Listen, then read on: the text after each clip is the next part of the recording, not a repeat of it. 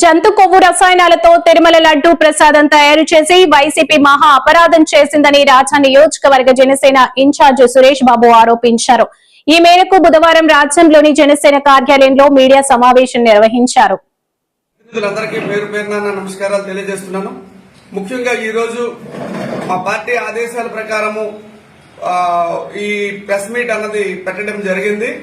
ఇది సిద్ధాంతపరంగా చూస్తే గత ప్రభుత్వ హయాంలో తిరుపతి లడ్డూలో కల్తీ అన్నది జరిగింది. ఆ కల్తీకి తీవ్ర అవినీతే కారణమని చెప్పేసి మనకి ప్రజలందరికీ తెలుసు. ఇది ప్రజల యొక్క మనోభావాల్ని దెబ్బతీసే ఆనవాళ్ళు కాబట్టి ఇది తీవ్రంగా పబ్లిక్ కూడా ఇది ఎవరు ఈ అవినీతి చేశారు, ఎందుకు చేశారు, దీనిలో ఉన్నటువంటి అంతరాత్మ ఏంటి అన్నది అందరికీ ప్రజలకు తెలియాలనే ఉద్దేశంతో మేము ఈ రోజు ప్రజలకి విషయాల్ని విన్నవించుకుంటున్నాము. వైసీపీ హయాంలో కల్తీ నెయ్యి వ్యవహారం అందరికీ తెలిసిందే. ఖచ్చితంగా మీకు నేను ఇప్పుడు చెప్పాల్సింది ఏంటంటే అందులో తీవ్రమైనటువంటి అవినీతి అక్రమాలు జరిగాయి. ఎందుకంటే ఏదైతే నెయ్యి సరఫరా చేస్తున్నటువంటి కంపెనీలు ఉన్నాయో ఈ నెయ్యి సరఫరా చేసే కంపెనీలకి పాలు అమ్మే అవగాహన గాని లేదంటే పెరుగు అమ్మే అవగాహన గాని అందు మీద పాలు పెరుగుకు సంబంధించి నెయ్యికి సంబంధించి ఎటువంటి అనుభవం లేదు. ఒక ఆవు లేదు, ఒక గేదె లేదు, ఒక పాలు లేవు, పెరుగు లేవు. ఇలాంటి కంపెనీలకి నెయ్యి మీద కాంట్రాక్ట్స్ ఇవ్వడం వలన వాళ్ళు కృత్రిమ నెయ్యిని సృష్టించి దాదాపు మనకి సప్లై చేశారు. ఇది భక్తుల మనోభావాలు దెబ్బతిన్నాయి. ఇది ఎంతో అవినీతి ఇందులో కూరుకుంది. వాటికి ఆ కంపెనీలకి కాంట్రాక్ట్ ఇచ్చే క్రమంలో చాలా పెద్ద అవినీతి ఇందులో కూరుకుపోయింది. ఎందుకంటే 1,61,00,000 కల్తీ నెయ్యి ఆ 2019-24 సంవత్సరంలో తిరుపతికి సప్లై చేస్తే అందులో సుమారు 61 లక్షల నెయ్యి అన్నది కృత్రిమ నెయ్యి. కృత్రిమ నెయ్యి అంటే ఏంటంటే మోనోగ్లిజరైడ్స్ లేదంటే లాక్టిక్ యాసిడ్, మోనోటిక్ యాసిడ్, తర్వాత పామాయిల్ యాసిడ్, జంతు క్రొవ్వులు కలిసినటువంటి కృత్రిమంగా అందులో ఒక్క చుక్క కూడా నెయ్యి అనే కాన్సెప్ట్ లేదు.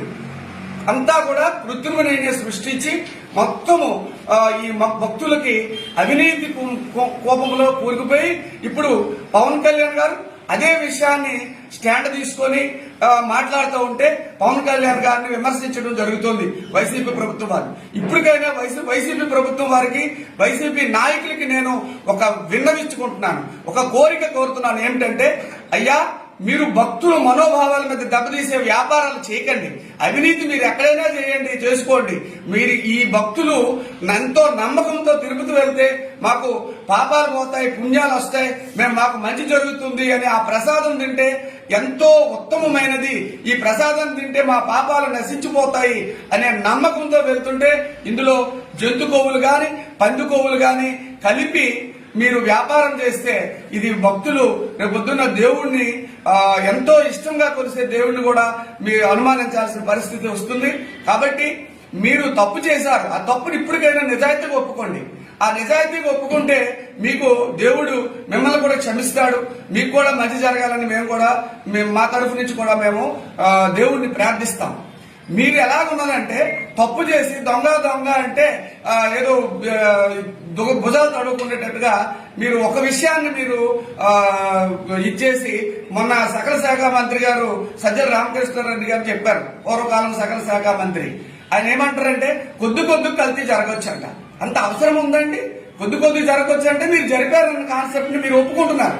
ఇప్పటికైనా ప్రజలకు క్షమాపణ చెప్పి మీరు చేసిన తప్పుని సరిదిద్దుకొని పవన్ కళ్యాణ్ గారిని నిజాయితీగా వెళ్తుంటే ఆయన్ని విమర్శించడం మానేసి మీ ఆత్మ పరిశీలన మీరు చేసుకోండి.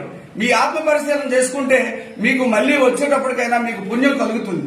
కాబట్టి మీరు విమర్శలు మానేసి ప్రజలకి అన్యాయం చేయకుండా అవినీతి కల్తీ నెయ్యిని మళ్లీ ఎప్పుడూ కూడా ప్రోత్సహించకుండా ఖచ్చితంగా మీరు ఇంకొకటి చెప్తున్నారు ఏంటంటే సిబిఐ రిపోర్టు కల్తీ నెయ్యి లేదని ఇచ్చిందని. తప్పండి. ఇవ్వండి, మా దగ్గర సిట్ రిపోర్ట్ కూడా ఉంది. ఖచ్చితంగా ఈ సిట్ రిపోర్ట్ లో ఖచ్చితంగా జంతు కొవ్వు కలిసింది, పంది కొవ్వు కలిసింది అన్నది క్లియర్ గా మెన్షన్ చేయడం జరిగింది. 209వ పేజీలో ఒక పేరాలో మీకు క్లియర్ గా ఖచ్చితంగా మెన్షన్ చేయడం జరిగింది. ఇలాంటి ఆధారాలు ఉంటున్నప్పుడు కూడా మీకు సిబిఐ క్లీన్ చిట్ ఇచ్చింది, సిట్ క్లీన్ చిట్ ఇచ్చింది, మేము శుద్ధిగా బయటకు వచ్చాము అని తప్పుడు ప్రచారాలు మానేసి ఇప్పటికైనా కానీ మీరు ఆత్మ పరిశీలన చేసుకుని ప్రజలందరికీ క్షమాపణ చెప్పి పవన్ కళ్యాణ్ గారికి కూడా క్షమాపణ చెప్పి మీ తప్పును ఒప్పుకోండి, దేవుడు కూడా మీకు క్షమిస్తాడని చెప్పి మేము ఈ పత్రికా ముఖంగా మీకు అందరికీ, ప్రజలకి, మీకు కూడా నేను తెలియజేస్తున్నాను.